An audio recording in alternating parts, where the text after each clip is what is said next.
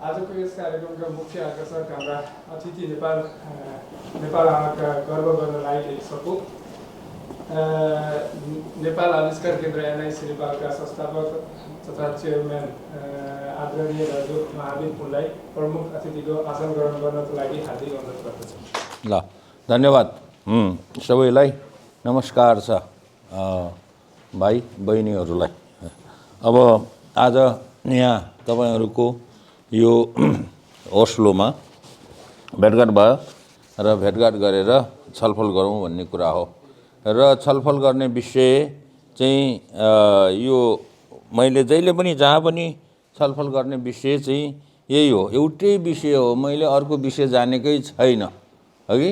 मेरो मन्त्र भने पनि मेरो जे भने पनि यही हो कि यो necessity of research and innovation for the economic development of Nepal, not only for Nepal but for all the poor countries of the world।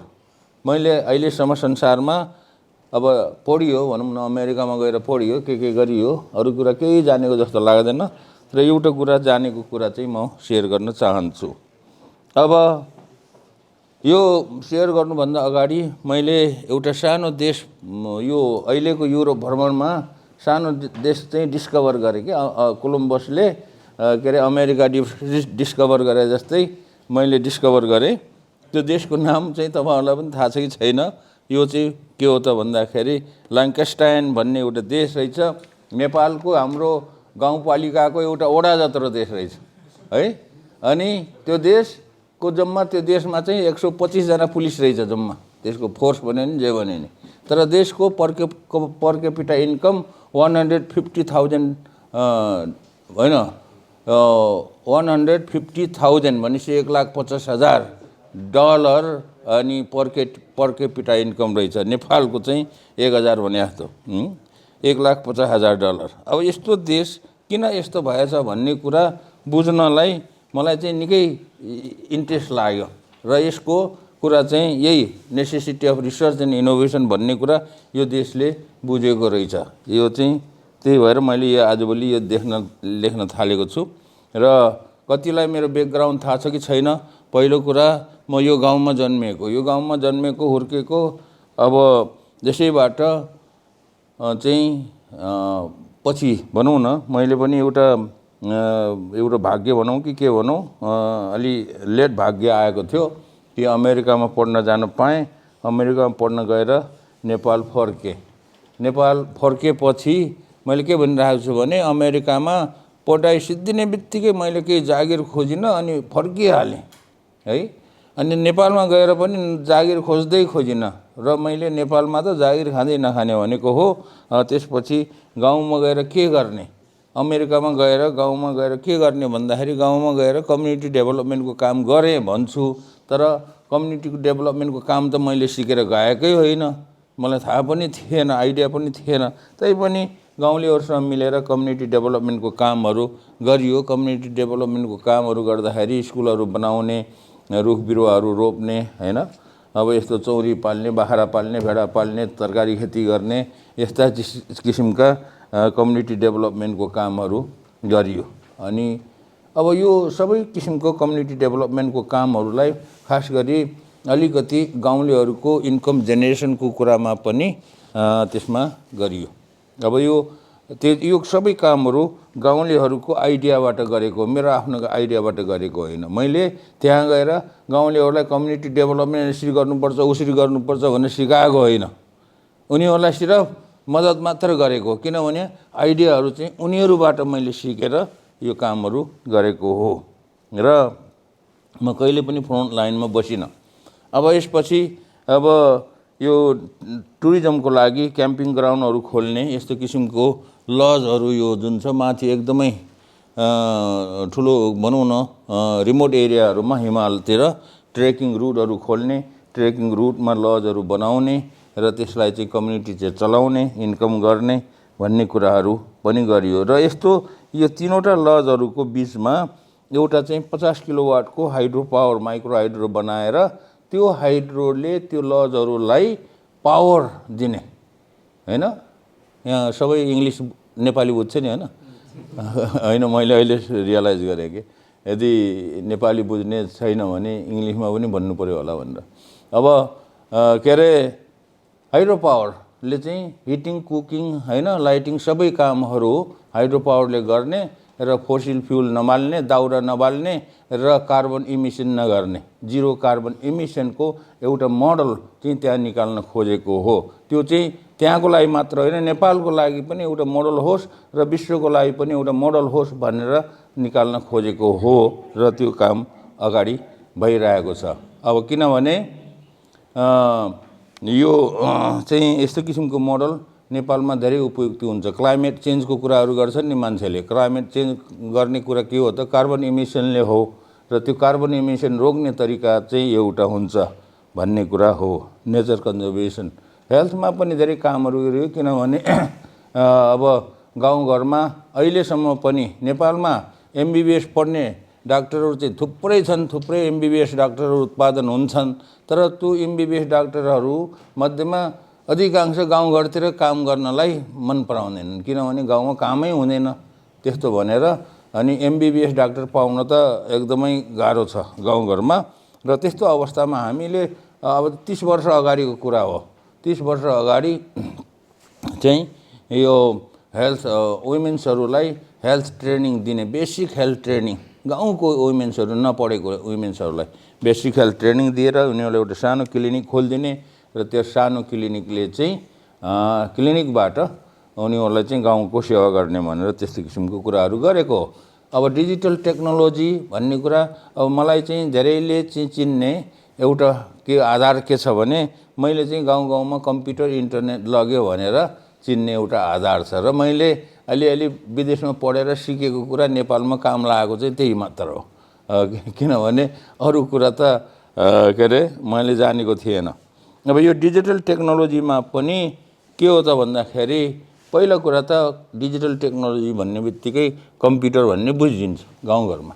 यो 2000 अगाडिको कुरा हो, 1995, 96, 97 तिर गाउँ गाउँमा कम्प्युटर लैजानको लागि एकदमै डिफिकल्ट थियो, गाह्रो थियो। बोकेर लान गाह्रो होइन कि किन्न गाह्रो थियो हैन। अब किनभने त्यति बेला त नेपालमा कसैको पनि अफिसमा मैले त्यो कम्प्युटर देखेको थिएन, सरकारी अफिसमा पनि थिएन, ठुलो आइएनजिओहरूको थियो होला अफिसमा कम्प्युटर, तर नेपालमा कुनै व्यक्तिको घरमा पनि कम्प्युटर थिएन, किनभने एकदम महँगो थियो त्यति बेला। एउटा के तरह गरियो भने यो रिसाइकल स्टोरबाट कम्प्युटरको स्पेयर पार्ट्सहरू, सानसानो टुक्राहरू, पार्ट्स पुर्जाहरू लैजाने अनि ल्याउने, अनि त्यो फेरि रिसाइकल स्टोर त नेपालमा थिएन नि, विदेशबाट। अनि अर्को कुरा, अब विदेशबाट नेपालमा आउने मैले चिने जानेको साथीभाइहरूलाई यो पुरानो कम्प्युटरको पार्ट्स पुर्जाहरू ल्याइदेऊ भनेर उनीहरूलाई हामीले के अरे अनुरोध गर्थ्यौँ र त्यसैलाई चाहिँ काठको बाक्समा एसेम्बल गरेर गाउँलेहरूलाई कसरी हाउ टु एसेम्बल कम्प्युटर्स गर्ने, इन्स्टल सफ्टवेयर गर्ने र कम्प्युटर बनाउने चलाउने भन्ने कुराहरू सिकाएर गाउँ गाउँमा यो कसैमा कुनै गाउँमा एउटा कम्प्युटर, कुनै गाउँमा 2टा कम्प्युटर, त्यस्तो किसिमले धेरै कम्प्युटरहरू बाँडेर चाहिँ वितरण गरियो। आजभोलि त त्यसो गर्नु पर्दैन, किनभने आजभोलि त कम्प्युटर धेरै सस्तो भएको छ, जसले पनि किन्न सक्छ। अब अनि उसको लागि अब कम्प्युटर पछि इन्टरनेट पुर्याउने, अब गाउँलेहरूले कम्प्युटर त देख्यो, अब इन्टरनेट पनि ल्याउँ भन्ने कुरा भयो, तर इन्टरनेट ल्याउनको लागि त सम्भव थिएन त्यति बेला, एकदमै इम्पोसिबल थियो भन्छ। मैले भनेको होइन, त्यति बेलाको एकदम टेलिकम्युनिकेसन एक्सपर्टहरूले। टेक्नोलोजी थिएन भन्ने हो, टेक्नोलोजी थियो। टेक्नोलोजी कस्तो थियो भने सेटेलाइट टेक्नोलोजी थियो, माथिबाट सेटेलाइटबाट इन्टरनेट लिने, तर धेरै महँगो थियो, गाउँलेले त्यो अफोर्ड गर्न सक्दैन थियो। अर्को कुरा माइक्रोवेभ्सहरू थियो, माइक्रोवेभ्सको ठुल्ठुलो टावरहरू बनाएर टेलिकमहरूले मात्र गर्थ्यो। अब हामी जस्तो गाउँको मान्छेले अब इन्टरनेट लैजान त सम्भव थिएन। तर अनि अन्य टेक्नोलोजीहरू पनि थिएन। यो वाइफाई भन्ने चाहिँ भर्खरै आउँदै थियो। वाइफाई भनेको त कति भयो, कति तपाईँहरूलाई थाहा छ कि छैन, तपाईँहरूलाई पनि थाहा छ होला। यो वाइफाई टेक्नोलोजी भनेको त अराउन्ड 2000 त अमेरिकाको कसैको घरमा पनि यो वाइफाई राउटर थिएन, जुन कुरा अहिले सबैको घरमा वाइफाई राउटर छ हैन। अब यो टेक्नोलोजी चाहिँ बल्ल भर्खरै आउँदै थियो। यो भनेको इन्डोर वाइफाई, इन्डोर वाइफाईको राउटरलाई युज प्रयोग गरेर त्यसलाई चाहिँ लङ रेन्ज भनौँ न, त्यहाँ मैले 34 किलोमिटर भनेको छु, त्यो चाहिँ पहिलो टेस्ट हो त्यो।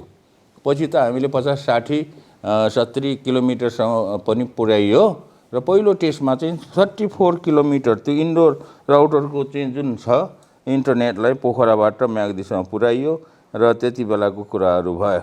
र यो पहिलो टेस्टिङ गर्दाखेरिको 2002मा फर्स्ट लिङ्क त्यो 34 किलोमिटरको लिङ्क चाहिँ यसरी चाहिँ हामीले यो सेटअप गरेर एउटा डिस चाहिँ पोखराबाट यतातिर फर्कायो अनि अर्को डिस चाहिँ यो चाहिँ माथि डाँडामा गएर पोखरातिर फर्कायो गरेर चाहिँ म्याग्दीमा जोडेको। यो जोड्ने केटा अस्ति मैले यहाँ बेल्जियममा भेट्यो उति बेला त्यो साथी। अनि त्यति किनभने उति बेला मैले कोही पनि मान्छे चिनेको थिएन त्यति बेला। बेल्जियमको, नेदरल्यान्डको, फिनल्यान्डको, अमेरिकाको, युकेको यस्तो अन्डर ग्रेजुएट स्टुडेन्ट्सहरू आउँथ्यो। आएर उनीहरूले चाहिँ मसँग काम गरेको। कतिले के जान्छ भने महावीर पुलले गरेको हुन्छ, मैले त के गर्नु, उनीसँग मिलेर काम गरेको हो।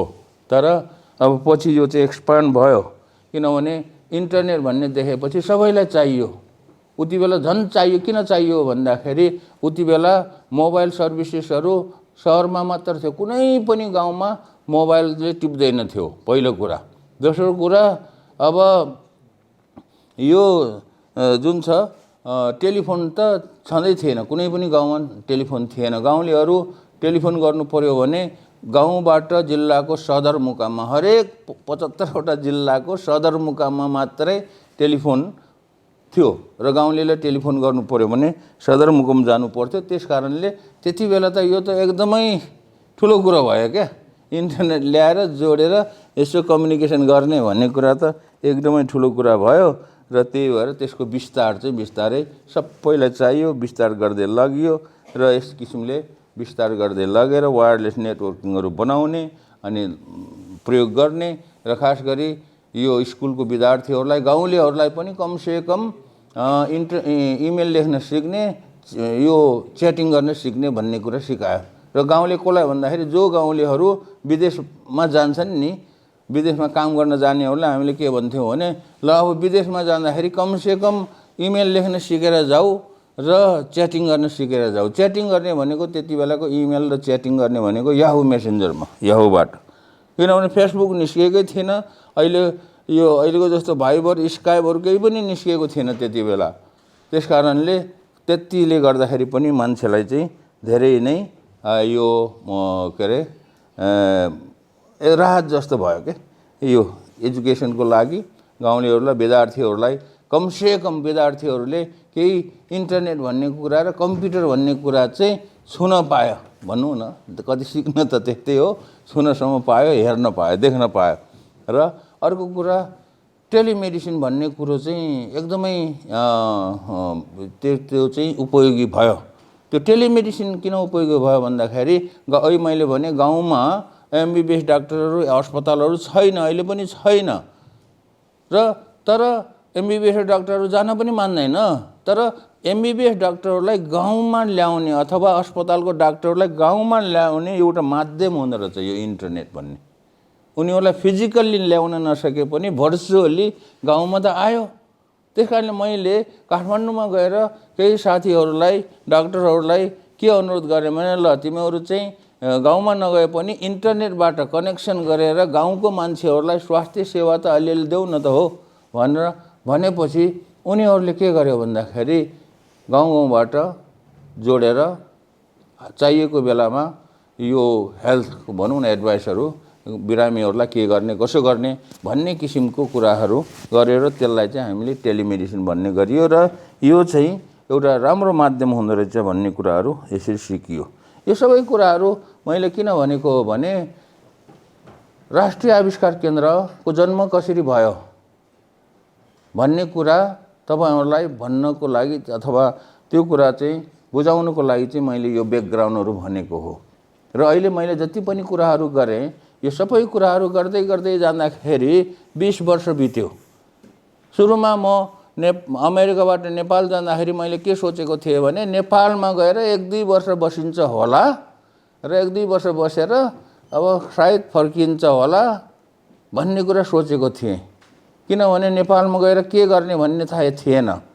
अब जब नेपालमा गएर यस्तो किसिमको कम्युनिटी डेभलपमेन्टको कामहरू, सोसियल वर्कको कामहरू गर्न थालेँ, त्यसपछि चाहिँ के भयो भने एकदमै बिजी भयो, रमाइलो पनि भयो हैन। त्यस कारणले मैले चाहिँ यो 20 वर्ष चाहिँ मेरो त्यसरी बित्यो। 20 वर्ष बितेको त थाहा नै भएन र 20 वर्षमा चाहिँ मैले चाहिँ एउटा लेसन, महत्त्वपूर्ण पाठ सिकेँ भनेर मैले भन्छु। त्यो महत्त्वपूर्ण पाठ भनेको के हो त भन्दाखेरि नेपाल चाहिँ यो गरिब, इकोनोमिकली गरिब हुने कारण के रहेछ त? नेपाल मात्र हैन, सबै संसारको सबै गरिब देशहरू किन गरिब हुँदा रहेछन् र संसारको धनी देशहरू कसरी धनी भएका रहेछन् भन्ने कुरा मैले चाहिँ सिकेँ।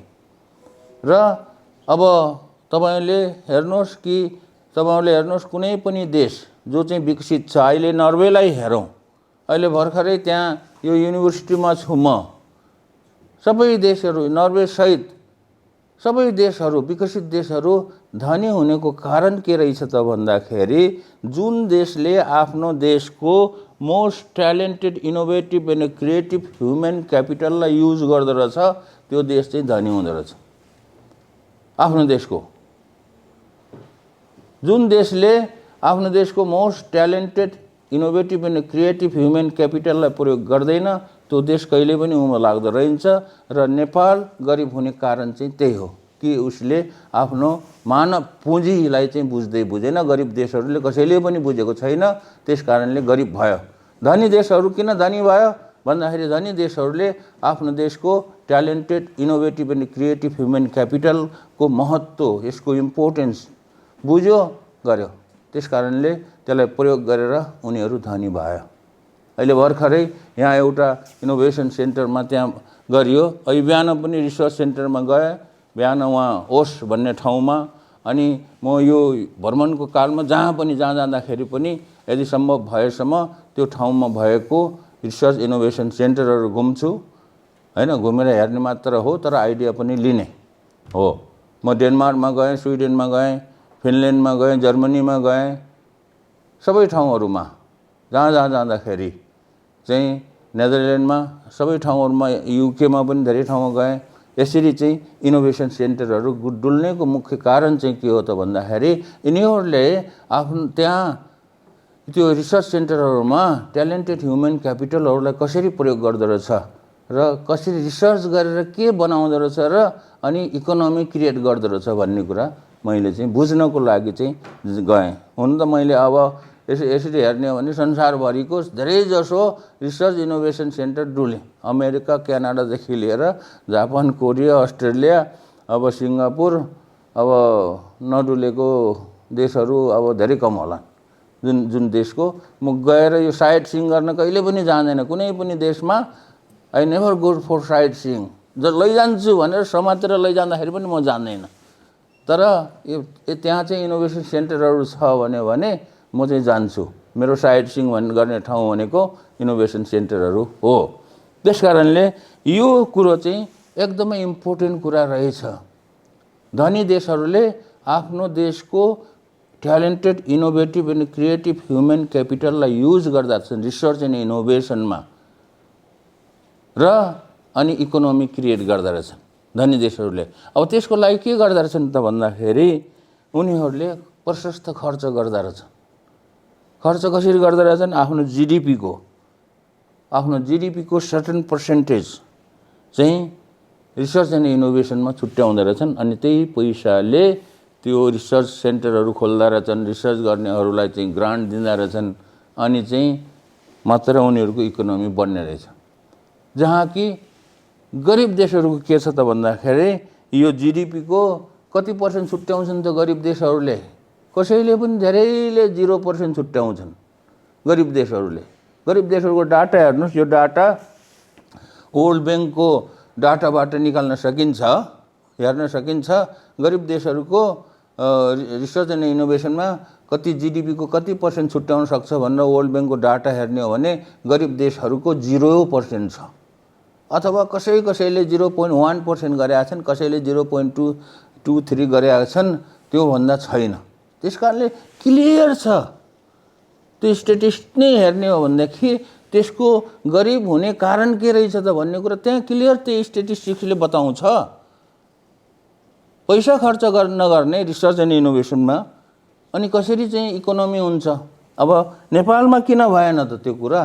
मैले नेपालको गभर्नमेन्टलाई भनेकै 10 वर्ष भयो, हाम्रो नेपालको नेताहरूलाई के भनेको हो भने रिसर्च एन्ड इनोभेसनमा अरू देशहरूले यसरी यो स्ट्याटिस्टिक्स उनीहरूलाई पनि देखाएको हो, यसरी चाहिँ खर्च गर्छन्, यति जिडिपीको यति % खर्च गर्छन्, अब हामीले 1%बाट सुरु गरौँ न त भन्दाखेरि सुन्दैन। अनि के गर्ने?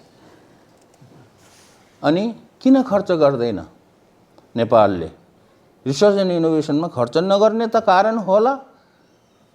अब मनै नपरेर खर्च गर्दैन कि क्या हो, हैन? अथवा उनीहरूलाई यो रिसर्च एन्ड इनोभेसनमा खर्च नगरिकन देशलाई समृद्धि बनाउने कुनै मन्त्र छ कि उनीहरूसँग? छैन। रिसर्च एन्ड इनोभेसनमा खर्च नगर्ने एउटै कारण, प्रमुख कारण के हो त भन्दाखेरि हाम्रो देशमा, हाम्रो समाजमा, देशमा भन्दाखेरि पनि हाम्रो समाजमा रिसर्च एन्ड इनोभेसनमा खर्च गरेर गर्नुपर्छ भन्ने कुरा कल्चरै छैन। रिसर्च एन्ड इनोभेसनको लागि त्यस्तो किसिमको कल्चर छँदै छैन, यस्तो कल्चरै विकास भएन। यो अहिलेदेखिको कुरा होइन, उहिले पृथ्वीनारायण शाहको पालाभन्दा अझै अगाडिदेखि र पृथ्वीनारायण शाह पछि आजको दिनसम्म यो कल्चर चाहिँ हाम्रो देशमा चाहिँ डेभलप भएको छैन। कल्चर नभएपछि त्यो कुरा कसैले पनि गर्दैन। कुनै पनि समाजले, कुनै पनि देशले चाहिँ कल्चरमा भएको कुरा गर्ने हो, कल्चरमा नभएको कुरा नगर्ने हो। अब अहिले मैले देखाएको जुन डाटा छ कि उनीहरूले चाहिँ आफ्नो जिडिपीको 2%, 3%, 4%, 5% जो छुट्याउँछन् उनीहरूको कल्चरमा भएर छुट्यायो। त्यो हाम्रो देशमा त्यो छुट्याउनु पर्छ भन्ने कल्चरै छैन। रिसर्च एन्ड इनोभेसन गर्नुपर्छ भन्ने कल्चर छैन। कल्चर नभएपछि कन्जुस हुन्छ, एकदमै कन्जुस छ नेपालीहरू। हाम्रो समाज सबै नेपालीहरू एकदमै कन्जुस छ र त्यो कन्जुस चाहिँ भयो भने के भयो त भन्दाखेरि पैसा खर्च गर्दैन, अरू कुरामा धेरै खर्च गर्छ, हैन? अब भोजभतेर लाउनु पर्यो भने पनि धेरै खर्च गर्छ, हैन? भोजभतेर मात्र हैन, कुनै चिज सामाजिक कामहरू गर्नु पर्यो भने पनि धेरै खर्च गर्छ हो। समाज सोसियल वर्क गर्नलाई पनि नेपालीहरूले धेरै पैसा खर्च गर्छ। तर रिसर्च एन्ड इनोभेसन गरौँ भन्यो भने फेरि पैसा खर्चै गर्दैन, चुहाउँदैन, एकदमै कन्जुस। त्यस कारणले त्यसरी कन्जुस गर्दाखेरि के भयो त भन्दाखेरि यो आफ्नो देशको ट्यालेन्टेड इनोभेटिभ मान्छेहरूले दुःख पायो। दुःख कसरी पायो भन्दाखेरि उनीहरूको आफ्नो ट्यालेन्ट, आफ्नो इनोभेसन, क्रिएसन जुन छ गर्न चाह्यो भने पनि गर्ने किसिमको प्लेटफर्म पाएन, त्यस्तो किसिमको वातावरण, इन्भाइरोमेन्ट बनेन देशमा। अनि के भयो? ड्रेन भयो। हामीले भन्छौँ नि ब्रेन ड्रेन भयो। ब्रेन ड्रेन हुने कारण चाहिँ के हो त भन्दा त्यो ड्रेन भएकोहरूको दोष हो? ड्रेन भएकोहरूको दोष होइन, ड्रेन हुने किसिमको वातावरण बनाउनेहरूको दोष हो। वातावरण कसरी बन्यो? ड्रेन हुने वातावरण कसरी बन्यो भन्दाखेरि देशमा केही गर्छु भन्ने, केही इनोभेसन गर्छु, केही चाहिँ रिसर्च गर्छु र गरेर चाहिँ म एन्टरप्रेन्योर हुन्छु भन्नेहरूलाई त्यहाँ राख्ने वातावरण भएन, अनि त्यस कारणले ड्रेन भयो। अब ड्रेन भएपछि सबै इनोभेसन भएन। अलिअलि इनोभेसन गर्ने जति मान्छेहरू, रिसर्च गर्ने जति मान्छेहरू सबै बाहिर देशलाई रिसर्च गरिदिने, इनोभेसन गरिदिने, अनि देशमा मान्छे नहुने। मान्छे नभएपछि, रिसर्च इनोभेसन नभएपछि के भयो भन्दाखेरि केही पनि बनेन। किनभने कुनै चिज बनाउनको लागि त रिसर्च गर्नुपर्छ क्या, कुनै पनि चिज बनाउनको लागि रिसर्च गर्नुपर्छ। यहाँ एउटा यो पेन देखेँ मैले, यो बनाउनेले धेरै रिसर्च गरेछ यो बनाउनको लागि। रिसर्च नगरिकन यो बन्दैन। यो पानीको यो ग्लास यो छ नि, यो कप बनाउनेले पनि रिसर्च गरेछ, कुन किसिमले, कस्तो किसिमको, कस्तो मेटेरियलको, कसरी, कुन साइजको यो कप बनाउने भनेर यसमा धेरै रिसर्च गरेको छ। आज मलाई खादा ओढाइदिनु भयो होइन, ठिक छ, एकदम राम्रो छ, हैन? खादा ओढाउनु भएन भनेर दुःख मानेको होइन कि मलाई सबै ठाउँमा गएर खादा ओढाउँछ। खादा बनाउने मान्छेले पनि रिसर्च गरेको छ। कति ठाउँमा मलाई फुलको बुके पनि दिन्छन्। त्यो फुलको बुके बनाएर व्यवसाय गर्ने मान्छेले पनि रिसर्च गरेको हुन्छ, त्यसमा आइडिया लगाएको हुन्छ। रिसर्च गर्ने भनेको आइडिया लगाएको हुन्छ। आइडिया लगाएर कस्तो किसिमको प्रोडक्ट बनाएर अनि त्यसको चाहिँ व्यापार गर्ने भन्ने कुरा उनीहरूले गरेको हुन्छ। त्यसकारणले रिसर्च नगरिकन केही चिज बनेको छैन।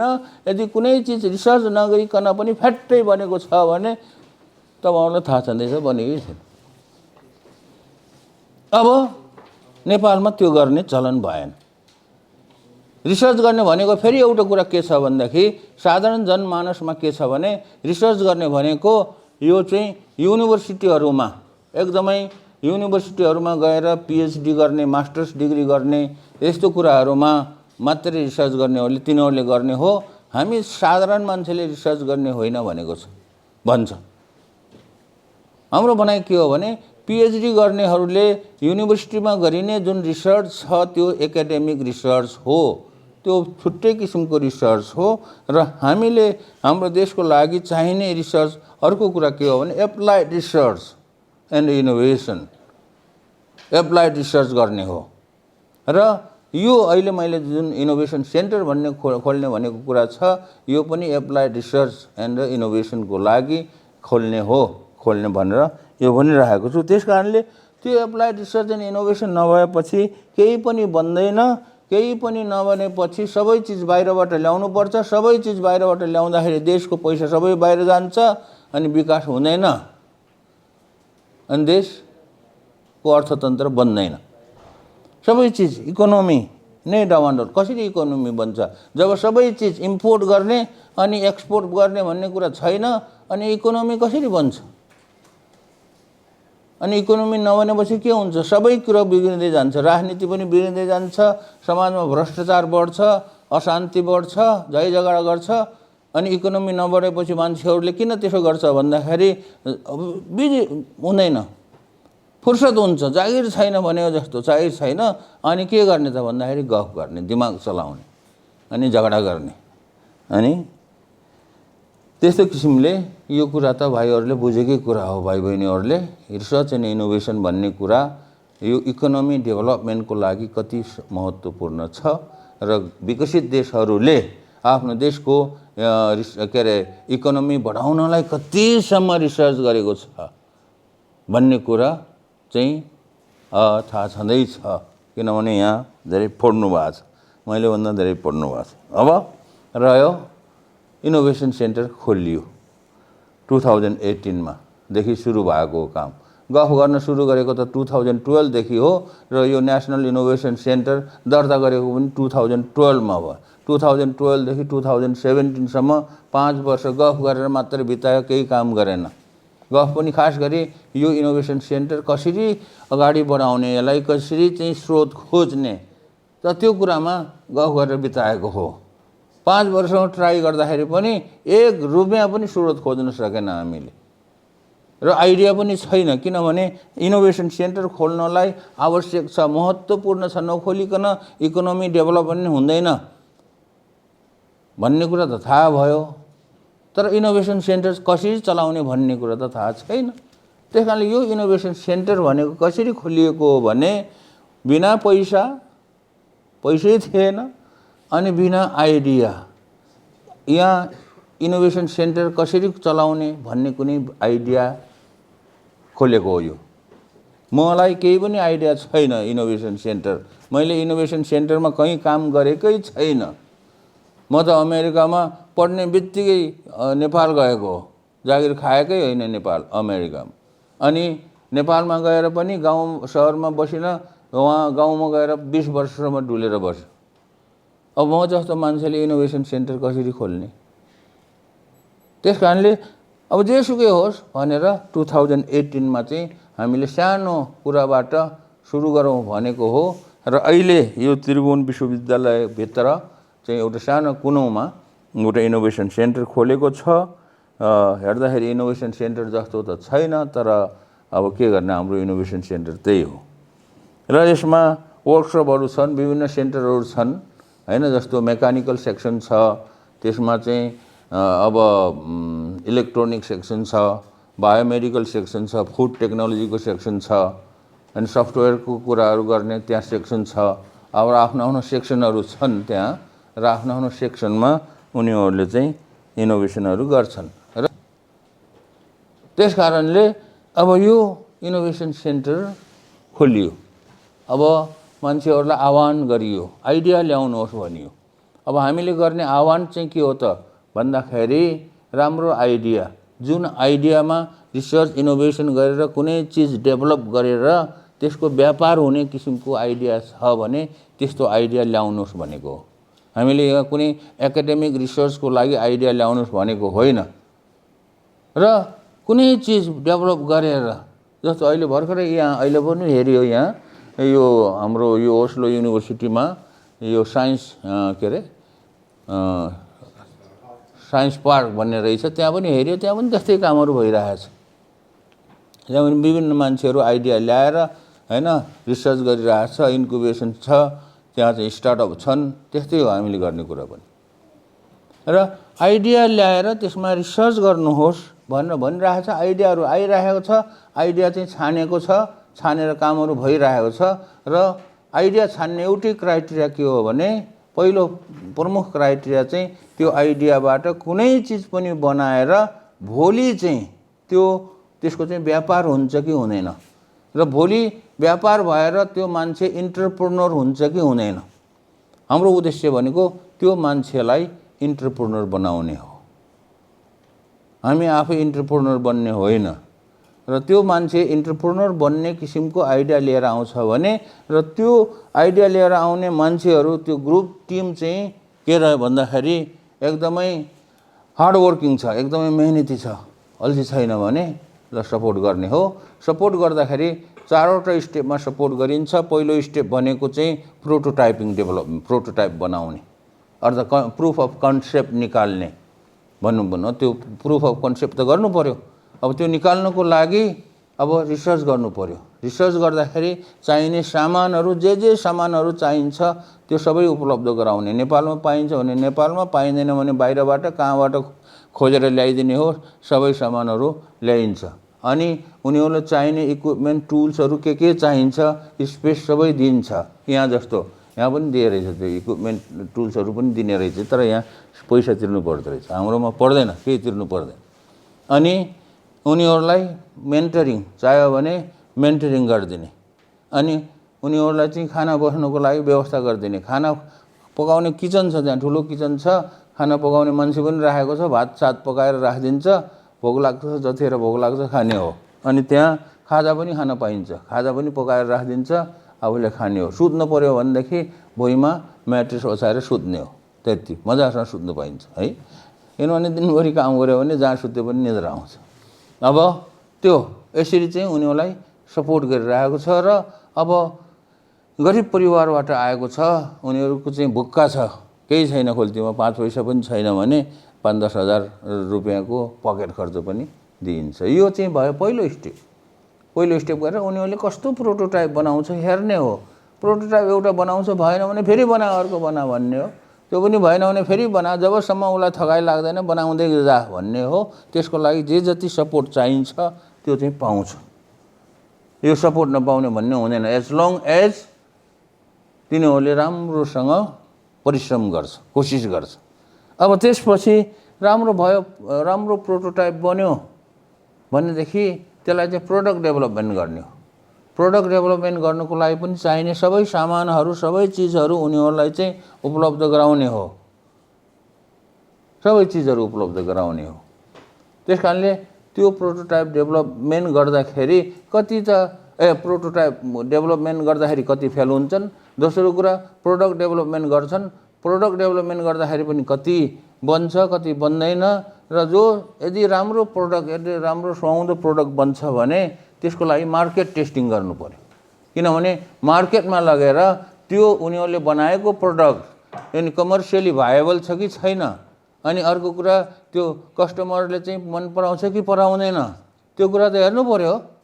नहेरिकन त कसरी थाहा पाउने कि यो कमर्सियल प्रोडक्ट बन्यो भनेर। त्यो सबै गर्नको लागि मद्दत गर्छ। अनि राम्रो प्रोडक्ट बन्यो, कमर्सियली भाइबल पनि देखियो भनेदेखि अब त्यसलाई चाहिँ उनीहरूको इन्टेलेक्चुअल प्रोपर्टी राइटहरू उनीहरूलाई कसरी दिने भन्ने कुराहरूमा प्रोसेस चालिदिने, त्यो चाहिँ लिगल प्रोसेसहरू हो हैन। अब पेटेन्ट राइट लिने, अब अरू के राइट लिनुपर्छ त्यो चाहिँ उनीहरूलाई दिलाइदिने। र त्यसपछि महत्त्वपूर्ण स्टेप भनेको 4 नम्बरको स्टेप हो, त्यो भनेको चाहिँ उनीहरूलाई लगानीकर्ता खोजिदिने। लगानीकर्ता खोजिएन, उनीहरूले त्यत्रो खर्च गरेर बनाएको प्रोडक्टको कसैले लगानी गरिदिएन भनेदेखि कमर्सियलाइज हुँदैन। कमर्सियलाइज नभएपछि के भयो त भन्दाखेरि त्यो माथि खर्च गरेको त सबै खतम भयो। त्यस कारणले यो उनीहरूलाई इन्भेस्टरहरूसँग खोज दिने, जोड दिने भनेर मैले भनिरहेको छु। र यसरी डुल्दाखेरि मैले कोही इन्भेस्टर्सहरू हुनुहुन्छ भने भोलि भविष्यमा, अहिले त बन्दै छैन, बन्दैछ, केही चिजहरू बन्ला जस्तो छ, अहिले आवश्यक भएन, तर अब आउने निकट भविष्यमा र पछिको भविष्यमा पनि आविष्कार केन्द्रमा बनेका कुनै चिजहरूमा, प्रडक्टहरूमा कमर्सियलाइज गर्नको लागि इन्भेस्ट गर्न चाहनुहुन्छ भने तपाईहरूले चाहिँ इन्भेस्ट गर्नुहोस् भनेर चाहिँ मैले चाहिँ भनिरहेको छु। र यो चाहिँ हाम्रो सिम्पल स्टेप हो, यति हो। त्यहाँभन्दा अरू जाने छैन हामीले गर्ने, किनभने भर्खर सिक्दैछौँ। We are learning by doing it भन्छ नि। यो किन मैले भने नि फ्रेङ्कली हैन, हामीले कहिल्यै नगरेको काम हो, अब कसरी गर्ने जानेको छैन, त यसरी गर्दै जाउँ भनेर। अब यसो गर्दाखेरि यो एउटा कुरा चाहिँ के छ त भन्दाखेरि अहिलेसम्म निकै कुराहरू सिकिएको छ, सिकिँदैछ।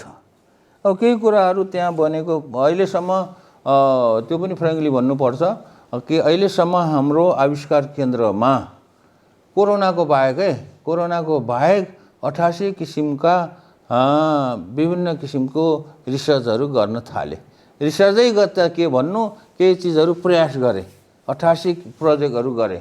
88 प्रोजेक्टहरूमा 55वटा प्रोजेक्ट फेल खायो।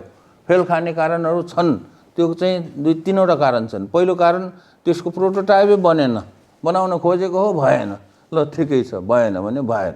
अब दोस्रो कुरा प्रोडक्ट डेभलप भयो, प्रोटोटाइप बन्यो, प्रोडक्ट डेभलप गर्दाखेरि भने जस्तो प्रोडक्ट बनेन, त्यो पनि ठिकै छ, बनाउन जति प्रयास गर्दाखेरि पनि बनेन भने ठिकै छ। तेस्रो कुरा चाहिँ प्रोडक्ट पनि राम्रै बनेको थियो, तर मार्केट टेस्टिङ गर्दाखेरि कमर्सियली फिजिबल भएन, अब त्यस्तो कुरा पनि फेलै भयो। त्यस कारणले 55वटा प्रोजेक्ट फेल खायो। अब 55वटा प्रोजेक्ट फेल खायो भन्दाखेरि नेपाली समाजले के भन्छ त भन्दाखेरि त्यत्रो चाहिँ पैसा खोलामा बगायो, बेकारमा चाहिँ खर्च गर्यो, किन गरेको भन्छ। रिसर्च एन्ड इनोभेसन भन्ने कुरा त्यही होइन। त्यसको सक्सेस रेट कति हुन्छ रिसर्च एन्ड इनोभेसनको तपाईँलाई थाहा छँदैछ। रिसर्च एन्ड इनोभेसनको सक्सेस रेट भनेको 10-15% हो, which is very very good. त्यस कारणले हामीले पनि त्यही लगभग त्यही वरिपरि छौँ, त्यही एउटा एभरेज जो छ वर्ल्ड वाइड एभरेज त्यहीमा छौँ। र हेरौँ अब यो 88वटा सुरु गर्दाखेरि मेरो विचारमा 10वटासम्म राम्रै बन्छ कि भन्ने चाहिँ छ। 88वटामा 10वटा राम्रो हुनु भनेको राम्रै चिज हो। यसरी चाहिँ हामीले गरिरहेका छौँ। र यो धेरै कुराहरू, यो जस्तो सोलर पावर टिचिङ बक्स भनेर एउटा अल इन वान बक्स हो। यसमा प्रोजेक्टरदेखि लिएर टिचिङ मेटेरियल्सहरू, यसमा यो इन्टरेक्टिभ लर्निङ मेटेरियल्सहरू छ। यो क्लास 1 कक्षादेखि 12 कक्षासम्मको अब नेपालीमा छ। यो सबै कुराहरू एउटा स्ट्यानफोर्ड युनिभर्सिटीको रिटायर्ड प्रोफेसरले यो सबै चिजहरूको टेक्निकल डिजाइनहरू चाहिँ उसले गरेको हो। र अरू कुराहरूलाई त्यसमा चाहिँ खतरा जोडजाड गर्ने काम चाहिँ हाम्रो आविष्कार केन्द्रको भाइहरूले गरेको राम्रै छ। यो सोलर पावरमा चल्छ, खास गरी एकदमै जहाँ चाहिँ के अरे बिजुली छैन त्यस्तो ठाउँहरूको लागि, रिमोट गाउँहरूको लागि कमसेकम विद्यार्थीहरूलाई सिकाउने भन्ने एउटा माध्यम बनाउन खोजेको हो। नेपालमा सबैभन्दा ठुलो डिमान्ड चाहिँ के छ त भन्दाखेरि एग्रिकल्चर टुलको छ। एग्रिकल्चर त्यो पनि हाम्रो गाउँघरको लागि। गाउँघरको किसानहरूले फोन गरेर, सधैँ फोन गरेर के भनिरहन्छन् भने गाउँघरमा खेतीपाती गर्नको लागि चाहिने काट्ने कुट्नेदेखि लिएर गोड्ने, रोप्ने, खन्ने, अब यस्तो विभिन्न किसिमका टुल्सहरू बनाइदिनु पर्यो गाउँघरको लागि भन्छ। अब भनेर मात्रै बन्दैन, अब ट्राई गर्नु पर्यो, गरिरहेको छन्। अब कति बन्छ तपाईँहरू मध्येमा कोही यस्तो एक किसिमको एग्रिकल्चर टुल्सहरूमा डिजाइन डेभलपमेन्ट गर्ने त्यस्तो इच्छा छ भने तपाईँहरूले त्यो गर्न सक्नुहुन्छ। अब केही बनाएको केही चिजहरू यतापट्टिको यो पम्प भयो, यो पानीको फोर्सले, खोलाकै पानीको फोर्सले माथि पानी फाल्ने, त्यो चाहिँ त्यहाँ टेस्ट गर्दैछ। त्यहाँ चाहिँ यो गहुँहरू झार्ने, थ्रेसिङ गर्ने, यो चिया सुकाउने, यतापट्टि भुट्ने, गेडागुडी भुट्ने त्यो मेसिनहरू त्यो चाहिँ बन्दैछ, हेर्दैछन्। अब कफी बिन रोस्टर भनेर कफीको गेडा भुट्ने, दाना भुट्ने, यो पनि राम्रो हुँदैछ। अनि यो हाइब्रिड ड्रायर भन्छौँ, दिउँसो सोलरले ड्राई गर्ने, राति भित्र चाहिँ हिटरहरू राखेको छ, हिटरले ड्राई गर्ने। मौरीको विषयमा पनि एउटा नेदरल्यान्डको एउटा प्रोफेसरले यसमा रिसर्चको लागि सहयोग गरिरहेको छ। किनभने मौरीबाट उत्पादन हुने मह बाहेक अन्य चिजहरू उत्पादन हुने चिजहरूलाई र मौरीबाट म्याक्सिमम फाइदा कसरी लिने भन्ने कुराहरूमा त्यहाँ चाहिँ अनुसन्धान गर्नको लागि सहयोग गरिरहेको छ। माछामा पनि भइरहेको छ। आज बिहान त्यहाँ एउटा नोफीमा गएर चाहिँ हामीले हेऱ्यौँ, त्यहाँ माछाको फुडहरूको अनुसन्धानहरू भइरहेको छ। अब त्यस्तो किसिमको चिजहरू हामीमा पनि गर्न प्रयास गर्ने हो। अनि कोही मेकानिकल इन्जिनियरिङ यस्तो कुराहरूमा हुनुहुन्छ भने यो इलेक्ट्रिक कार जस्तो यो त स्कुटर भयो, यो मोटर बाइक भयो, मोटर बाइकलाई एम्बुलेन्समा परिणत गरेको, यो चाहिँ तराईको लागि, यो सम्म क्षेत्रको लागि राम्रो हुँदो रहेछ, रोटरी क्लबले गरेछ। अब इलेक्ट्रिक कारहरू बनाउने यो फिल्डमा कोही हुनुहुन्छ भने अब फ्युचर चाहिँ इलेक्ट्रिक कारको छ भन्ने कुरा त थाहा छँदैछ हैन। अब नेपालले अब बनाउनु पर्यो, सधैँ अर्काले बनाएको कार मात्रै किनेर कति चढ्नु भनेर अब त्यतातिर नि बल गर्नु पर्यो हैन। अब अनि फुड टेक्नोलोजीमा चाहिँ पनि फुडहरूलाई चाहिँ प्रोसेस गर्ने हैन, अनि प्याकेजिङ गर्ने। पहिला त बनाउनु पर्यो, रिसर्च गरेर कस्तो कस्तो किसिमको फुड प्रोडक्टहरू निकाल्ने, गर्ने, प्रोसेस गर्ने, रिसर्च गर्ने। अब त्यो कुराहरू चाहिँ हामीले त्यहाँ गरिरहेछन्। त्यहाँ सानो फुड टेक्नोलोजी छ सेक्सन। अनि ड्रिङ्क्सहरू बनाउने, वाइनहरू, अब भनौँ न अब सफ्ट ड्रिङ्कहरू तिनीहरू बनाउने, क्यान्डीहरू बनाउने, टेस्टिङ गर्ने कामहरू भइरहेको छ। अनि यो बेबी वार्मर, यो चाहिँ अस्पताल, खास गरी गाउँको अस्पतालहरू, हेल्थ पोस्टहरूलाई चाहिँ काम लाग्ने किसिमको बेबी वार्मर भएको छ। यो निकै राम्रो भएको छ। अहिले 30-35 वटा जति बेबी वार्मरहरू बनाएर विभिन्न अस्पतालहरूमा पनि टेस्टिङ भइसकेको छ। यसले चाहिँ राम्रो छ।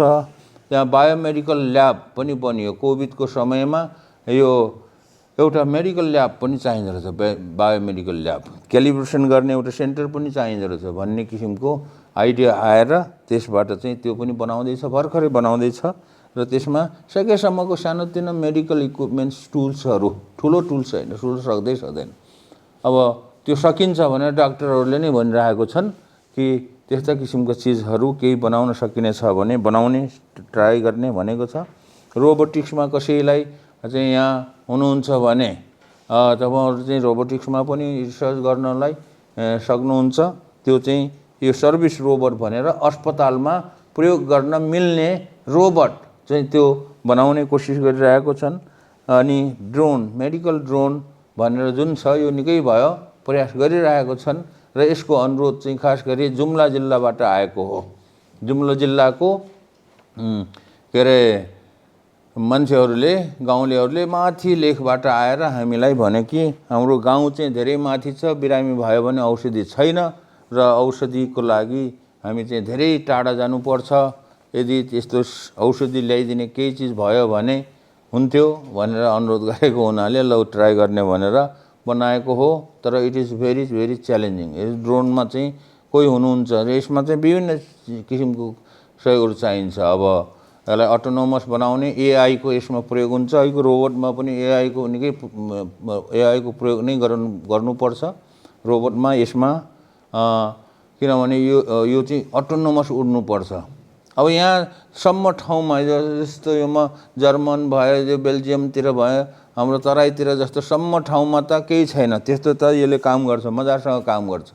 त्यो चाहिँ उड्छ, सिधै जान्छ, अनि कहाँ चाहिँ औषधि ड्रप गर्नुपर्ने हो ड्रप गरिदिन्छ, आउँछ। त्यो सम्म ठाउँमा यो पर्फेक्ट भइसकेको छ। तर यसलाई चाहिँ पर्फेक्ट केमा गराउनु पर्यो भने एकदमै हाम्रो पहाडी मुलुकहरूमा, दुर्गम ठाउँहरूमा, जहाँ चाहिँ अल्गो अल्गो पहाडहरू छ, जहाँ चाहिँ भ्याली खोजहरू छन्, त्यस्तो ठाउँहरूमा। गाउँ पनि फेरि कहाँ एकै ठाउँमा हुन्छ र, कोही तल हुन्छ, कोही चाहिँ माथि हुन्छ, अनि अग्लो डाँडो छ, अग्लो डाँडोबाट माथिबाट जान सक्दैन। यसलाई चाहिँ यसरी घुमेर जानु पर्यो भनेदेखि तल जानु पर्यो, माथि जानु पर्यो। यस्तो किसिमले चाहिँ त्यो आफै चाहिँ अटोनोमसली उड्नुपर्छ त्यो ड्रोन। त्यस कारणले इट्स भेरी च्यालेन्जिङ। यो बनाउन सक्यो भने सायद हाम्रो ड्रोन चाहिँ विश्वमा फर्स्टै पो हुन्छ कि होइन भन्ने कुरा मात्रै हो, एउटा हुनसक्छ। र यस्तो किसिमको पहाडी मुलुकहरूमा चाहिँ यो काम लाग्छ। यो सम्म ठाउँमा हुने ड्रोन त अहिले जोसुकैले बनाइरहेको छ, बेची पनि राखेको छ। तर हामीले यतातिर हात हालेको छ। अब rocket fuel, solid rocket fuel भनेर छ, एउटा निकै ठुलै टिम छ, 8-10 जनाको एउटा टिम छ। उनीहरूले चाहिँ रकेट कसरी बनाउने, first stage second stage rocket कसरी बनाउने भन्ने कुराहरूमा पनि रिसर्च गरिरहेको छ। यसको उद्देश्य के हो भने यो चाहिँ कमर्सियल प्रडक्ट अहिले बन्दैन, किनभने रकेट बनाएर कसलाई बेच्ने? अब आतङ्कवादीहरूलाई बेचेर त भएन होइन, बेच्न पनि पाइँदैन, दिँदैन पनि। अब फेरि ठुलो रकेट बनाएर सेटेलाइट पुर्याउने, माथि त्यस्तो रकेट पनि बनाउन सकिँदैन चन्द्रमामा जाने। तर पनि के हो त भन्दाखेरि अहिलेको जेनेरेसनमा हामीले सिक्न सुरु गऱ्यौँ भने सेकेन्ड जेनेरेसनमा, थर्ड जेनेरेसनमा नेपालले पनि त रकेट पठाउला कि भनेर त्यतातिर पनि काम गरेको हो। र यो काम चाहिँ नेपाल आर्मीसँग मिलेर भइरहेको छ। किनभने यो रकेट बनाउने, उडाउने, टेस्टिङ गर्ने भन्ने कुराहरू सो डेन्जरस होइन, एकदम खतरनाक छ। त्यस कारणले अलि सुरक्षित ठाउँमा गर्नुपर्ने हुनाले सुरक्षित ठाउँ खोज्दै जाँदाखेरि आर्मीको ठाउँ फेला पारियो र आर्मीलाई रिक्वेस्ट गरेर र हामीलाई रकेट बनाउने, परीक्षण गर्ने ठाउँ दिनु पर्यो भनेपछि आर्मीहरूले उनीहरूको सुरक्षित ठाउँ, उनीहरूले त्यो एकदमै शून्य ठाउँ, अब ठुलो ट्रेनिङ गर्ने ठाउँ त्यस्तोहरूमा दिइरहेको छ। सेटेलाइट भनेर नेपालले पठाएको सेटेलाइट, क्युब सेटेलाइट 2 वर्ष अगाडि पठाएको सेटेलाइट यही हो। एकजना भाइले जापानमा पिएचडी गर्ने भाइले चाहिँ त्यो आफ्नो टिम बनाएर बनाएको हो, सेटेलाइट पठाएको पनि हो। यही सेटेलाइट पठाएको हो स्पेसमा र 2 वर्षसम्म स्पेसमा घुमेर फर्क्यो पनि, झऱ्यो पनि। अब त्यसैलाई चाहिँ एजुकेसनल भर्सनको, खास गरी हाई स्कुल पढ्ने, कलेज पढ्ने विद्यार्थीहरूलाई how to build satellite, how it works भन्ने कुराहरू जानकारी दिनको लागि यो बनाएको छ। यसलाई टुक्रा टुक्रा बनाएर अनि जोडजाड गर्ने, फेरि बनाउने, टेस्टिङ गर्ने, त्यस्तै हो त्यो। अब यो कुराहरू भयो, केही कुराहरू मैले त्यहाँ भइरहेको, योभन्दा धेरै कुराहरू भइरहेको छ त्यहाँ जस्तो ब्ल्याक सोल्जर फ्लाइ भनेर त्यसको काम पनि भइरहेको छ। त्यो कुखुराको दाना बनाउने होइन, त्यहाँ चाहिँ सागसब्जी तरकारीहरूलाई 1-2-3 हप्तासम्म सुरक्षित राख्ने किसिमको बक्सहरू पनि बनिरहेको छ। अनि त्यहाँ चाहिँ अहिले अरू धेरै कुराहरू बनिरहेको छ र त्यो सबै चाहिँ मैले यहाँ चाहिँ वर्णन गरेको छैन होइन। माछाकोमा पनि रिसर्च भइरहेको छ। अब कोभिडको समयमा हामीले विभिन्न किसिमको सामानहरू बनायो र 1.5 वर्ष चाहिँ त्यो कोभिडको यो सामानहरू बनाउने भन्दा बाहेक अरू केही पनि गरेन काम। अरू किसिमको रिसर्च एन्ड इनोभेसनमा गर्न नै सकेन, किनभने सबै यसमा बिजी भयो। र यो सामानहरू चाहिँ हामीले डाक्टरहरूसँग मिलेर बनाएको, विभिन्न अस्पतालको डाक्टरहरूले को आइडिया अनुसार बनाएको। किनभने हामीलाई थाहा थिएन कोभिडको लागि के बनाउने, कस्तो सामान चाहिन्छ भन्ने थाहा थिएन। डाक्टरहरूले नै यस्तो किसिमको आइडिया दिएको हुनाले उनीहरूको आइडिया अनुसार यो विभिन्न किसिमको चिजहरू बनाएर चाहिँ हामीले निःशुल्क वितरण गरेको हो। र यो करिब 9 करोड रुपियाँ जतिको वितरण बनाएर वितरण गरेको हो।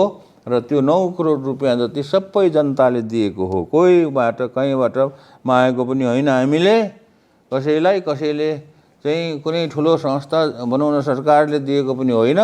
सबै जनताले आफ्नो खुसीले चाहिँ राष्ट्रिय आविष्कार केन्द्रको ब्याङ्कको खातामा 9 करोड जति अझै बढी पैसा पठाइदिएको थियो। त्यही पैसाले बाँडेर यो सामानहरू बनाएर निःशुल्क वितरण गरेको हो।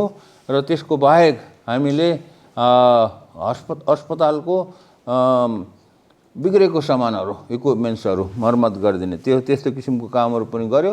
किनभने मर्मत गर्दाखेरि स्पेयर पार्ट्सहरू चाहिन्छ र त्यो स्पेयर पार्ट्सहरू सबै किनेर त्यो मर्मतको काम पनि निःशुल्कमा नै गरिदिएको हो। अनि त्योभन्दा बाहेक चाहिँ करिब 12 करोड रुपियाँ जतिको सामान, कोरोनाको लागि चाहिने भनौँ न, कोभिड रिस्पोन्सको लागि चाहिने 12 करोड रुपियाँ जतिको सामानै आएको थियो। र धेरै सामान चाहिँ अमेरिकाबाट आयो। अमेरिका, के अरे इजरायल, जापान, चाइनातिरबाट चाहिँ धेरैले चाहिँ सामानहरू पठाइदिएका थिए। त्यो पनि हामीले वितरण गरियो। अहिले यो कोभिडको केही सामानहरू के बनाइयो भन्ने कुराहरू, केही चिजहरू यहाँ मैले देखाउन खोजेको हो।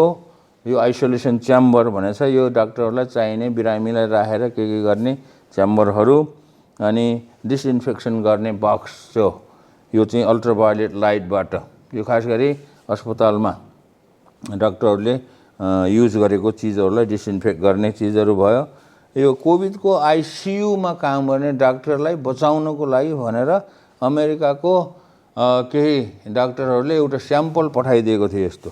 अनि त्यही स्याम्पललाई हेरेर हामीले यस्तो बनाएर कोभिडको वार्डमा मात्रै काम गर्ने, कोभिडको आइसियु वार्डमा काम गर्नेलाई चाहिँ यो दिएको हो। त्योभन्दा बाहेक मिनी अक्सिजन प्लान्ट भनेर मिनी अक्सिजन प्लान्ट बनाइयो। किनभने उसमा त्यति बेला एकदम हाहाकार थियो। नेपालमा भएको सबै अक्सिजन प्लान्टलाई 24 घन्टा रन गर्दाखेरि पनि त्यो निस्किएको अक्सिजनले नपुगेर हाहाकार भएको हुनाले त्यति बेला हामीले एउटा जुगाड तरिकाले के गरियो भने अक्सिजन कन्सन्ट्रेटरहरूलाई त्यसरी जोडेर त्यहाँबाट आएको अक्सिजनलाई चाहिँ यो एउटा स्टोरेज ट्याङ्कमा राखेर अनि उसले कम्प्रेस गरेर राखेर अनि अस्पतालहरूमा वितरण गरेको। यो गर्दाखेरि एकदमै राम्रो भयो। किनभने यति बनाउनलाई 1 हप्ता जति पनि लाग्दैन थियो यो सबै चिज। अब जहाँ कि ठुलो अक्सिजन प्लान्ट ल्याउने हो भनेदेखि त धेरै महिना लाग्छ। बाहिरबाट ल्याउने, इम्पोर्ट गर्ने, इन्स्टल गर्ने गर्दाखेरि धेरै महिना लाग्छ। त्यो गरेको हो। अर्को, यो कोभिडको समयमा हामीले के देखियो भने हाइटेक क्लासरुम भनेर एउटा खोलिएको छ। यो हाइटेक रिसर्च क्लासरुमको लागि रिसर्च गर्ने ल्याब भयो। त्यो किन देखियो भन्दाखेरि कोभिडको समयमा यो गाउँको विद्यार्थीहरूले चाहिँ अनलाइन पढ्न पाएन। अब सहर बजारको विद्यार्थीहरूले, बोर्डिङ स्कुलको विद्यार्थीहरूले त अनलाइन पढ्न पायो, तर गाउँको विद्यार्थीहरूले अनलाइन पढ्न पाएन। जम्मा 12% जतिले, 18% जतिले यो अनलाइन क्लास लिन पाएको रहेछ। त्यस कारणले त्यसको के समाधान छ कि भनेर उपाय खोज्न थालेको त त्यति बेलै हो। त्यसको खास समाधान फेला पारिएन।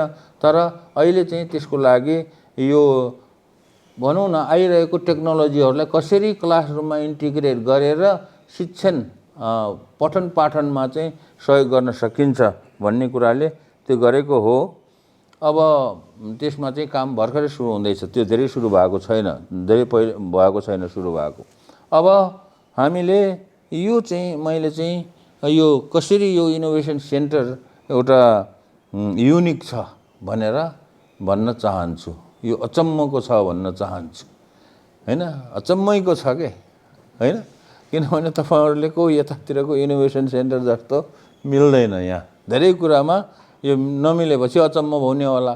भने अचम्मकै छ भनेदेखि त यहाँको भन्दा पनि ठुल्ठुलो बनाएर चाहिँ कि भनेर सोच्नु होला, हैन? त्यो होइन। अचम्मको कुरा के 2-4वटा कुराहरुमा यो अचम्मैको छ। अचम्मै बनाउँछु भनेर बनाएको पनि होइन, तर बाध्यताले चाहिँ त्यो आफै अचम्मको हुनु गयो क्या, हैन? किनभने अब पहिलो कुरा त यतातिरको इनोभेसन सेन्टर आज बिहान गएको थिए, उनीहरूले भनिरहेको थियो कि बिहानको यो के अरे नोफिमाको इनोभेसन सेन्टरमा उनीहरूले यस्तो यस्तो ग्रान्ट आउँछ, उस्तो उस्तो सहयोग आउँछ, यसरी चाहिँ हामीले बनाइरहेको छ भनिरहेको थियो। अब हाम्रो त ग्रान्ट सरान्ट कसैले पनि दिँदैन, 1 रुपियाँ ग्रान्ट कसैले दिएको छैन त। न त गभर्मेन्टले दिन्छ, न त कोही फाउन्डेसनहरू छ, कोही इन्डस्ट्रीहरू छ यतातिर त त्यसरी आउँछ नि। अब डोनर अर्गनाइजेसनहरू छन्, अब हाम्रो त आउँदैन। हाम्रो त फन्ड आउने भनेको त पुरा जनताले 100% फन्डिङ जनताबाट आएको हुनाले यो अचम्मैको भयो भने ठट्टा गरे जस्तो पनि भयो, साँच्चै पनि त्यही हो, वास्तविकता पनि त्यही हो कि अचम्मको भयो। यसो भन्दाखेरि विदेशको मान्छेहरूले ओहो कसरी चलायो होला भन्छ, उनीहरूलाई अचम्म लाग्छ, हामीलाई अचम्मलाई मान्नु पर्दैन। दोस्रो कुरा, यो अचम्म हुने एउटा कारण के छ त भन्दाखेरि यो चाहिँ एकाडेमिक रिसर्च सेन्टर होइन, यो चाहिँ के हो, एप्लाइड रिसर्च हो। त्यस कारणले एप्लाइड रिसर्च इनोभेसन गर्नको लागि एकाडेमिक क्वालिफिकेसन हुनैपर्छ भन्ने आवश्यकता छैन। एकाडेमिक क्वालिफिकेसन नभएको मान्छेले पनि तर राम्रो आइडिया, इनोभेटिभ आइडियाहरू छ, गर्न चाहन्छ भने यहाँ आएर रिसर्च गर्न पाउँछ र पढे लेखेकोले पनि पाउँछ। पढे लेखेको अथवा पढे नलेखेकोले पनि पाउने भयो, त्यस्तो किसिमको यहाँ चाहिँ छ। तेस्रो कुरो, यो चाहिँ 24 आवर खुल्छ, किनभने हाम्रो उद्देश्य के हो भने सबैलाई जसको पनि इनोभेटिभ आइडिया छ भने उसले चाहिँ रिसर्च गर्न चाह्यो भने आइडिया मात्र भएर भएन, मनले चाहनु पनि पर्यो। त्यस्तो किसिमको छ भने त्यसले मौका पाओस् भनेर हो। किनभने कति मान्छेहरू दिउँसो जागिर खान्छन्, जागिर खाएर बेलुका मात्रै फुर्सद हुन्छ हैन। अब कति मान्छेहरू दिउँसो व्यवसाय गर्छन्, अब त्यो व्यवसाय गर्नेहरू, केही काम गर्नेहरूलाई अब दिउँसो फुर्सद हुँदैन। त्यस्तो मान्छेहरू जसको आइडिया छ, दिउँसो काम गर्छन्, इनोभेसन सेन्टरमा आएर रिसर्च गर्न सक्दैनन्, त्यस्तो मान्छेहरूले पनि मौका पाओस् भनेर हामीले यो राति 24 घण्टा खोलिदिएको, जतिखेर पनि आउन सक्छ। 24 घण्टा खुला छ, बिदा हुँदैन। फेरि बिदाको दिनमा पनि आउनु पाउँछ, किनभने जागिर खानेहरूको त बिदाको दिनमा त आउन सक्छ जागिर खानेहरूले, उनीहरूलाई पनि इन्क्लुड गर्नको लागि। तेस्रो कुरा, यसमा चाहिँ यो प्रपोजल बुझाउनको लागि यो के भन्छ जहिले पनि खुला छ। प्रपोजल बुझाउनको लागि हामीले यो प्रपोजल बुझाउनको लागि निश्चित टाइम लाइन तोकेको छैन। अरू ठाउँहरूमा तपाईँहरू पनि यहाँ छ होला, प्रपोजलहरू बुझाउनको लागि निश्चित टाइम लाइन तोकेको हुन्छ, तर हामीले कुनै टाइम लाइन तोकेको छैन। कुनै पनि समयमा प्रपोजल बुझाउन पाइन्छ। प्रपोजलको फर्म्याट पनि हुँदैन, जस्तो आइडिया हो, जे कुरा हो त्यो इन्फर्मली लेखे हुन्छ। त्यो इङ्ग्लिसमा जान्नेले इङ्ग्लिसमा लेखे हुन्छ, नेपालीमा जान्नेले नेपालीमा लेखे पनि हुन्छ।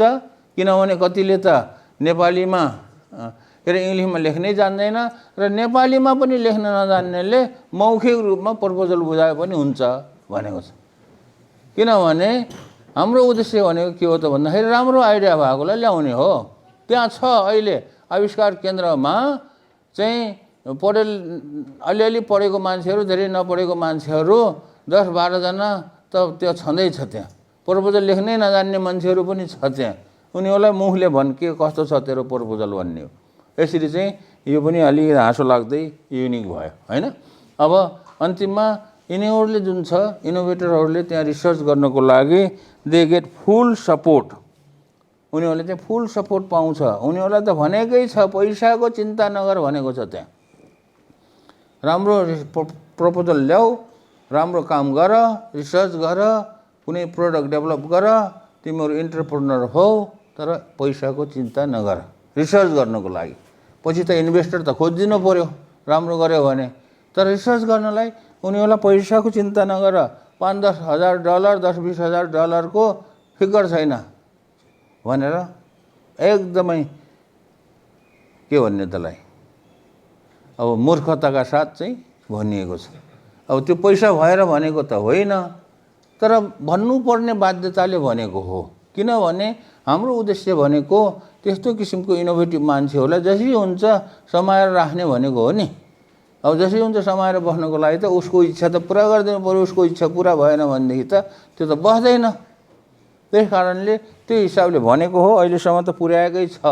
अहिले मैले भने नि 88 वटा चिजहरू गर्दाखेरि कहिले 2-3 लाख, 3-4 लाख, 4-5 लाख यस्तो खर्च गरेँ हैन। कति खर्च भयो हैन। धेरै गर्नेले चाहिँ 20-22-25 लाखसम्म खर्च गरेको छ, नत्र 5-10 लाख त सबैले गरेछ भने नि हुन्छ।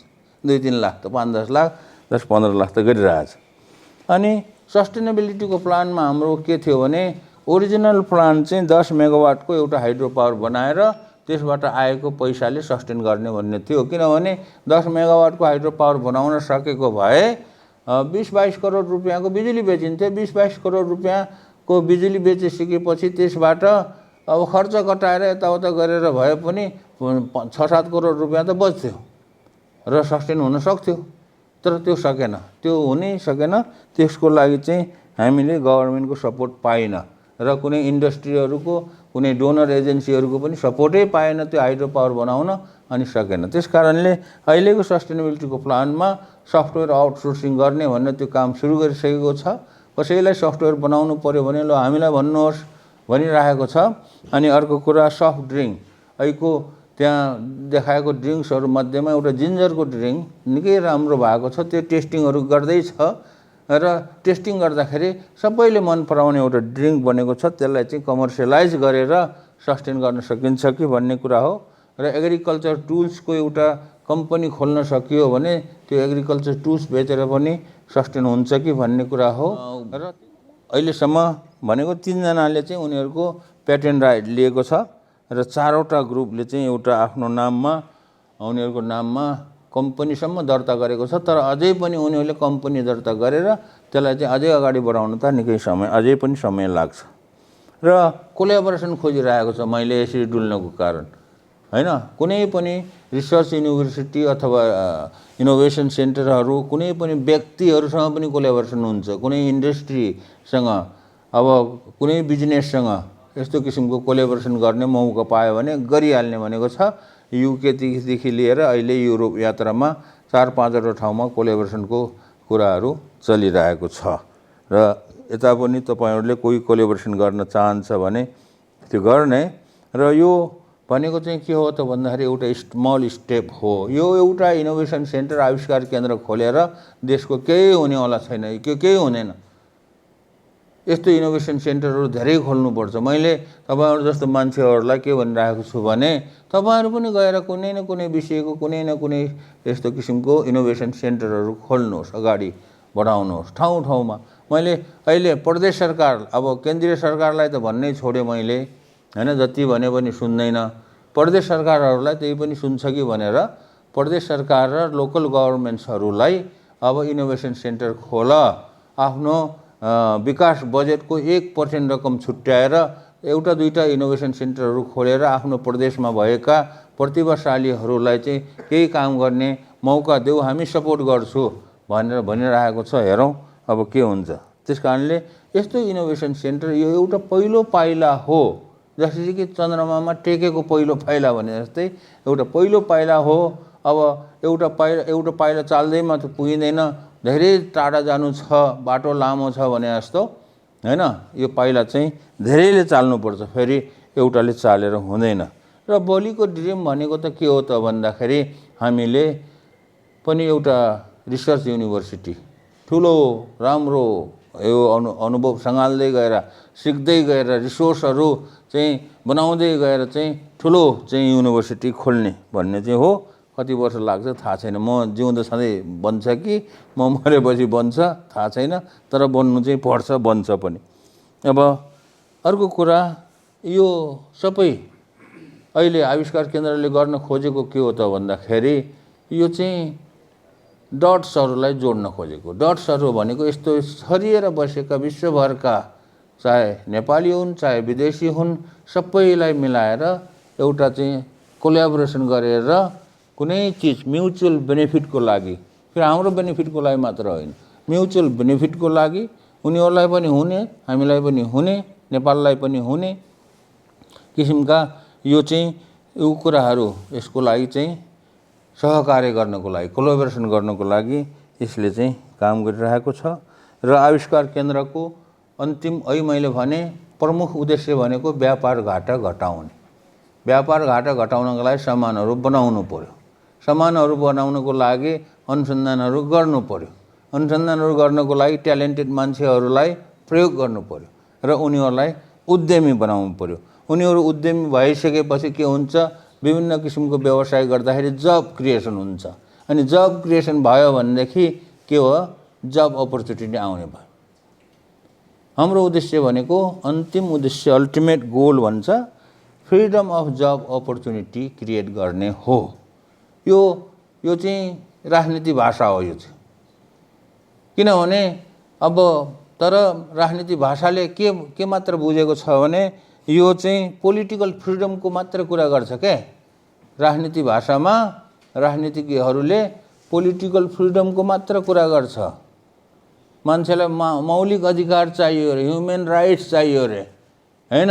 त्यो सबै भनेको त्यो देखावटी कुरा भयो। त्यो राइट्स चाहिन्छ। नेपालीहरूले पनि अहिले फुल ह्युमन राइट्स पाएको छ, फुल फ्रिडम छ, पोलिटिकल फ्रिडम छ। 2007 सालपछि बन्यो संविधान बन्यो, त्यसपछि पञ्चायतकालमा पनि बन्यो, त्यसपछि 2046 सालमा बन्यो। हरेक पटक संविधान बनाउँदाखेरि ह्युमन राइट्स चाहिँ फ्रिडम चाहिँ थपिँदै गएको छ। अनि त्यसपछि 2063 सालमा संविधान बन्यो, झन् अहिले त पुरा पोलिटिकल फ्रिडम त पुरा भयो नि। तर पोलिटिकल फ्रिडमले मात्र पेट त भर्दैन नि मान्छेको। त्यस कारणले पोलिटिकल फ्रिडम चाहिन्छ, पाइएको छ, ठिक छ। अब अर्को फ्रिडम थप्नुपर्छ, त्यो भनेको चाहिँ फ्रिडम अफ जब अपर्च्युनिटी। मान्छेले कुनै जब गर्न मन लाग्यो भने त्यो जब गर्न पाओस्। त्यो आफू पनि सक्षम त हुनु पर्यो, त्यो जब खोज्ने मान्छे पनि सक्षम हुनु पर्यो, मेहनती हुनु पर्यो। तर मैले एउटा जब गरिरहेको छु, मलाई यो मन परेन भने अरू यसलाई छोडेर अर्को जब खोज्न जाँदाखेरि जब पाओस्, जुन कुरा विकसित देशहरूमा पाइन्छ नि। त्यस कारणले फ्रिडम अफ जब अपर्च्युनिटी दिलाउने भन्ने हाम्रो मुख्य उद्देश्य हो। र यो फर्म चाहिँ तपाईँहरूले हेर्नु होला, इट्स अ भेरी इम्पोर्टेन्ट। यो चाहिँ कोल्याबोरेसन फर्म हो। आविष्कार केन्द्रसँग कसरी कोल्याबोरेट गर्न सकिन्छ भन्ने, के कुरामा कोल्याबोरेट गर्न सकिन्छ, चाहे इन्भेस्टरको रूपमा कोल्याबोरेसन गर्न सकिन्छ, कुनै एउटा स्पेसिफिक रिसर्चको लागि कोल्याबोरेसन गर्न सकिन्छ, अथवा तपाईँहरूले कुनै आफैले कुनै नयाँ त्यहाँ नभएका कुराहरूमा चाहिँ नयाँ कुराहरूमा रिसर्च गर्न चाहनुहुन्छ र आविष्कार केन्द्रसँग कोल्याबोरेसन गर्न चाहनुहुन्छ भने त्यो पनि गर्न सकिन्छ। अथवा के गर्न सकिन्छ, कसरी चाहिँ भन्ने कुरा चाहिँ यो चाहिँ फर्ममा गएर भर्नुभयो भने अनि हामीले चाहिँ कम्युनिकेसन गरेर काम गर्न सकिन्छ। त्यही हो, मेरो भिजिटिङ कार्ड चाहिँ यही हो है। यो मेरो भिजिटिङ कार्डमा तपाईँहरूले हेर्नुहोस्, लिनुहोस्। केही चाहिँ आइडियाहरू छ, केही गर्ने कुराहरू छ भने अब सम्पर्क गर्नुहोस्, हामीले चाहिँ मिलेर काम गरौँला। ल, धन्यवाद।